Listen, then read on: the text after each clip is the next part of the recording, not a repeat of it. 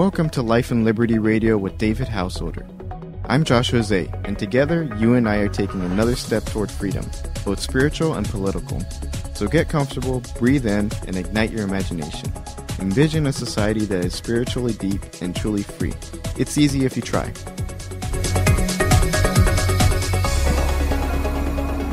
This is Dave Householder for Life and Liberty. I'm here with Bob Poole, one of the founders of Reason Magazine, and he's very interested in transportation policy. And of course, we're living in Los Angeles. I drove here on a socialist slab of cement called the 405, which is a disaster. And we used to have a private transportation system here that was pretty incredible. It was low. Right. It was wonderful. It was profitable, all those things. I haven't studied transportation, but when you mentioned that, I just really wanted to get your take on where transportation is headed in a free market sense. Well, I think it's actually starting to move somewhat in a free market sense because we're starting to introduce pricing on what are called hot lanes or express toll lanes that now LA has two. LA County has two. There's one in Orange County. Riverside County is moving forward to add this, and it's happening in all the most of the major metro areas around the country. And I've worked with state transportation agencies in Virginia, Florida, California, and several other states to help think through these projects and get them introduced. What we really need, the whole road system ought to be priced. Instead of paying indirectly through taxes on fuel, we should be paying directly. Highways, major highways like the freeways in LA, really are kind of a network utility. And I'm actually working on a book about this. Electricity is a network utility. It's mostly investor-owned. You pay your bill based on exactly how much you use, and you pay it directly to the provider. The provider uses that revenue for both the operating costs and the capital costs, the generating plants, the distribution lines, and so forth. Highways really should be run that way. They should be marketplace enterprises with customers paying directly for what they use. You get your highway bill every month along with your cable bill and your phone bill and your electric bill and your gas bill. But technology has changed to the point where you can actually do that now. It's very doable now. We have these low-cost little transponders that are well accepted around the country now. We're going to have national interoperability where you can have one transponder. In California, the fast track tag will be good in all 50 states on all the priced highways that there are.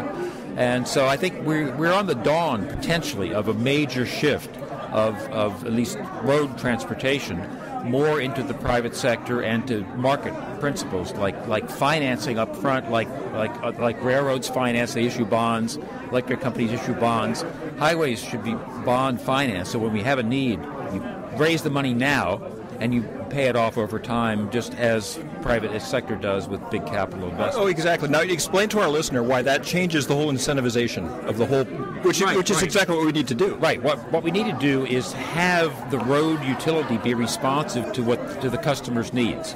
And when there's a need for more lanes or a better interchange, you have the financial means to actually provide that and make a better service available to the paying customers. Now the whole thing is politicized. It's run as a socialist enterprise with no pricing, no financing. It's all done on a pay-as-you-go cash basis. And the money gets decided, how much gets spent where is decided politically. Legislatures divide up the pie, basically, for political reasons. And so if a huge capital expenditure is needed to improve several big highways in LA, well, that only is in a few people's districts. So that's not fair. They can't do that politically. Money has to be spread around to everybody's district, so everybody gets some. Even if there's nothing really that's highly needed or that makes sense from benefits being greater than the cost in Tulare, but they have to get their piece too. That's how a politicized system works. So it's really, really screwed up. I mean, it seemed to work tolerably well in the 20th century when we didn't have the means for direct tolling that was cheap and efficient. But as time goes on, it gets more and more politicized, more pork barrel, more things done not for good economic reasons. And the fuel tax, the gasoline tax, was supposed to be a user tax, only used for the benefit of those who are paying it.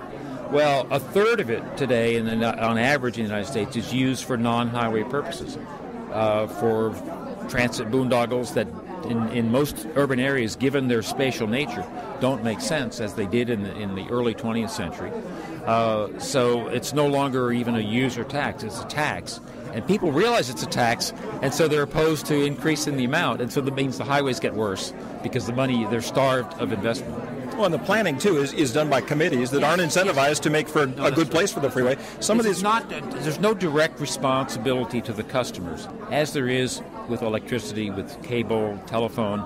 They want to serve you. You'll charge you price, but the money gets paid to them, and they use it to make a better system. Now, this is a good start, this pricing thing on the freeways and the lanes and these kind of deals.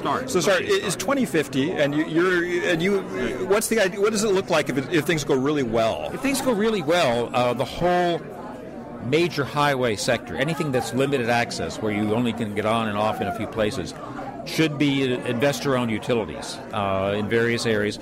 The big question is how much competition is feasible. And these may have to be somewhat like having franchises for a long period of time, like electric companies have. They can still be investor-owned, and there may have to be some rate regulated. As a practical matter, I'm not advocating this, but we've learned to live with that with electricity. We've learned that in telecommunications, it's a lot more open to competition these days because technology made that possible. Whether that can happen in highways, I'm not sure. Well, it could develop all kinds of new ways of transport because the minute we started to break up the phone companies, these new things started to happen. That's right. And I'm old enough to remember when it was illegal to attach anything to the phone line because it was a complete monopoly of the Bell system, and you could not have recording telephone answering machines. Those were illegal. They were called foreign attachments. And if the phone company discovered that you had one, they could legally cut off your phone service. Yeah, things have changed a lot for the better, and that could happen in transportation. Yeah. Bob Poole, one of the founders of Reason Magazine, thanks so much for this interview. Very good. Glad to talk with you, David. This is Dave Householder from Life and Liberty. Well, that's all for today on Life and Liberty Radio. Thanks so much for sharing this part of your spiritual journey with me. Now, the views on this program are not necessarily those of my advertisers, sponsors, places I work or do business with. They're purely my own, but I'm sharing them with you, so share your ideas with me. Write me on Twitter at Liberty House, LIBERTYHOUS, no E. Until next time, let's continue dreaming and working for a free and spiritually grounded society.